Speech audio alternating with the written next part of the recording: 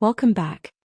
If you've been listening along, you'll know that in our previous episodes we've been gradually building a picture of how immersive learning fits into the bigger story of education. We began by exploring what virtual reality is and why it matters, then looked at its educational impact, and in our last episode we stepped back to examine the broader evolution of education itself, how we've moved from industrial models of schooling toward what we described as the experience age. Today we're continuing that journey, and this conversation is an important one because it's where ideas meet reality. This episode is called School-Wide Integration, and we're talking about what it actually takes to move immersive learning from something interesting that happens occasionally to something meaningful that shapes how a school teaches, plans, and thinks about learning. Now, if you've worked in schools for any length of time, you've probably seen innovation come and go. A new tool arrives. There's excitement. People try it. There's a buzz for a few weeks or months, and then quietly it fades into the background. Not because it didn't work, not because teachers weren't capable, but because it never really became part of the system. This pattern shows up again and again with immersive technology. Virtual reality gets introduced as an add-on, something extra, something special.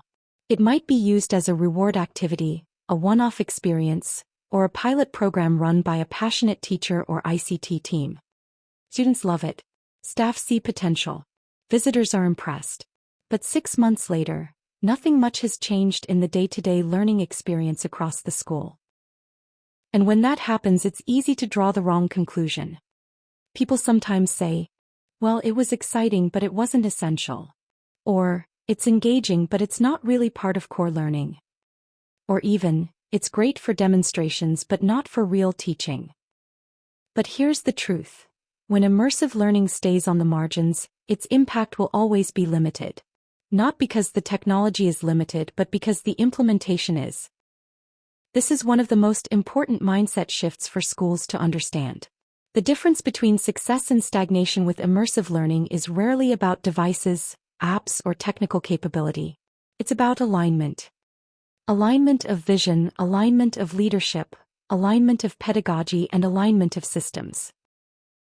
In schools where immersive learning genuinely transforms learning, something very different is happening. VR isn't treated as a novelty. It isn't seen as a specialist tool owned by one department. Instead, it's understood as part of the school's learning approach, a way of helping students experience, explore, and understand concepts that would otherwise remain abstract or inaccessible. And that shift from tool to approach is the real turning point. Because adopting a tool is relatively easy. Schools adopt tools all the time. They purchase them, install them, introduce them, and schedule them. But transformation isn't about access. It's about practice. It's about how learning is designed, how understanding is built, and how success is defined. If a school focuses only on adoption, the conversation sounds like this. How many devices do we have? Where are they stored? Who can book them? Which app should we use? Those questions matter, but they're not the most important ones. When a school focuses on transformation, the conversation sounds different. Sounds like, where would experience deepen understanding? Which concepts would become clearer if students could explore them instead of just reading about them? Where could immersion strengthen inquiry, reflection, or perspective-taking? Do you hear the difference? One conversation is about equipment. The other is about learning. And it's that second conversation that leads to real change. In schools that successfully integrate immersive learning across year levels and subject areas, the technology fades into the background. It stops being the focus. What comes forward instead is pedagogy. Teachers begin thinking less about using VR and more about designing experiences that help students construct meaning. They start to see immersion not as an event but as a strategy. This is especially powerful in learning areas where experience adds clarity. Subjects like science, history, geography, the arts, health, and vocational pathways. In those contexts, immersive environments allow students to explore systems, environments, and perspectives that would otherwise be limited by cost, safety, distance, or scale. Students can observe processes, test ideas, and see consequences unfold. They can interact with learning rather than just hear about it. But here's the key point. The impact doesn't come from the experience alone. comes from how the experience is used. Without clear intent, immersive learning can be engaging but shallow. With thoughtful design, it becomes a shared language for inquiry, explanation, and understanding. That's why leadership plays such a central role in school-wide integration. And when we talk about leadership here, we're not just talking about enthusiasm or advocacy. We're talking about change management. Because introducing immersive learning doesn't just add something new. It challenges existing routines, expectations, and professional identities. Whenever teaching practice shifts, uncertainty follows. Teachers may wonder whether they have the skills to use new tools effectively. They may worry about classroom management, safety, or technical reliability. Some may feel concerned that they'll lose control of the learning environment. Others may be cautious because they've experienced previous initiatives that promised transformation, but delivered extra workload instead. These responses are normal. They're not resistance to innovation. They're signals that people care about doing their job well. Strong leadership recognizes this. It doesn't dismiss concerns, it addresses them. It explains not just what is changing but why it matters and how it aligns with the school's values. When leaders clearly connect immersive learning to existing priorities, such as student understanding, engagement, well-being, and equity, the conversation shifts. VR stops being seen as a trend and starts being understood as a considered educational decision. One of the most powerful ways to support this shift is to make immersive learning visible in the places that guide school direction. When it appears in strategic plans, teaching and learning frameworks, curriculum reviews, and professional learning agendas, it signals that this isn't optional or temporary. It's part of how the school is growing. And that brings us to one of the most overlooked aspects of whole school change: adult learning. It's easy to focus on how students experience immersive environments. But meaningful integration only happens when teachers experience immersive learning too. Not as observers. Not as an audience. As learners. Professional learning that focuses only on which buttons to press or which apps to open rarely leads to lasting change. Technical skills are important, but they're not enough. Teachers need opportunities to experience immersion as a learning process. They need time to reflect on how it affects attention, understanding, and memory.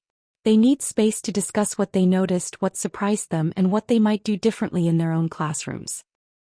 When that happens, something powerful occurs. Teachers develop a shared language. They begin talking about embodiment, cognitive load, inquiry, and reflection not as abstract theory but as lived experience. And perhaps most importantly, they regain a sense of agency. They realize that immersive learning doesn't replace their role. It strengthens it. Because at its core, immersive learning is not about technology leading teaching. It's about teaching shaping technology. Schools that integrate immersive learning effectively tend to start with learning intent, not device placement. Instead of asking where they can fit VR into lessons, they ask where it genuinely improves understanding. They map experiences deliberately to curriculum outcomes, conceptual understanding, problem-solving, collaboration, reflection, so that immersion supports what students are expected to learn, not just what they're excited to try. This creates consistency across classrooms and year levels. Students don't experience immersive learning as a rare event. They encounter it as a purposeful part of their education. Over time, they become more confident learning through exploration, discussion, and reflection because those processes are familiar. Of course, no school operates in isolation. System-level support plays a major role in whether immersive learning becomes sustainable or remains uneven. When access depends entirely on individual school budgets or expertise, inequity emerges. Some schools move forward quickly while others struggle to begin. That's why broader support structures matter. Sustainable funding models, shared procurement systems, clear safety and well-being guidance, and reliable infrastructure all contribute to long-term success. Bandwidth, wireless stability, device management, and content delivery may sound technical, but they're foundational. When those systems work well, immersive learning feels seamless. When they don't, even the best lesson design can be disrupted. Sustainability also requires a shift in how schools think about budgeting. Short-term grants can create impressive launches, But lasting integration depends on long-term planning for device replacement cycles, content updates, ongoing professional learning and technical support. When immersive learning is funded the same way schools fund libraries, laboratories, or specialist equipment, it moves from the margins into the mainstream. And when that happens, something interesting begins to change. Immersive learning stops being just a classroom strategy. It starts shaping school identity.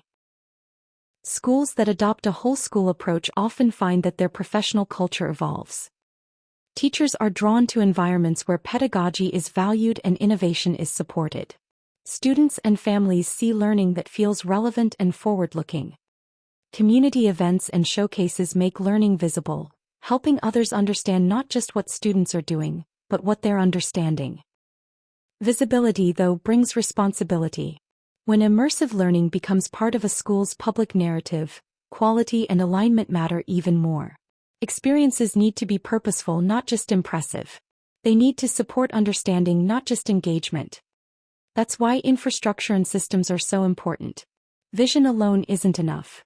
Schools need processes that ensure equitable access across classes and cohorts, clear storage and booking systems, and reliable device management. Many schools find that distributed leadership models help here, roles such as immersive learning coordinators or curriculum champions, who support colleagues, build internal capacity, and reduce reliance on a single expert. Over time, with the right support structures in place, immersive learning begins to shift from innovation to culture. And culture is the key word here, because culture is what remains when novelty fades. It's what shapes everyday decisions, expectations, and priorities. When immersive learning becomes part of a school's culture, it influences how lessons are designed, how understanding is demonstrated, and how quality is defined. It stops being something a school uses and becomes part of how the school teaches. Research and real-world experience across diverse contexts consistently show similar patterns. Leadership alignment matters more than device quantity. Teacher confidence is primarily pedagogical, not technical. System support determines equity and sustainability. And meaningful change takes time, structure, and trust. That last point is worth sitting with for a moment. Change takes time. In education, there are very few instant transformations. Lasting improvement is almost always gradual. It grows through shared experience, reflection, adjustment, and collaboration. Schools that succeed with whole-school immersive learning don't succeed because everything works perfectly from the start. They succeed because responsibility is shared and learning remains central. They treat implementation as a process, not an event. And that brings us to a final thought for today. When immersive learning is supported by leadership, professional learning, curriculum alignment, infrastructure, and sustainable planning, virtual reality becomes more than a tool. It becomes a shared language for learning, a way for teachers and students to explore ideas together, test understanding, and build meaning through experience. Schools that make this shift don't lead because they have the newest technology. They lead because they use it deliberately, responsibly, and in service of understanding. In our next episode, we'll take this conversation a step further as we explore how not all VR is created equally, unpacking what truly distinguishes meaningful immersive learning from surface-level experiences, and how educators can recognize the difference when selecting and using VR in their practice. Until then, keep observing, keep reflecting, and keep thinking like an innovative teacher. Thanks for listening.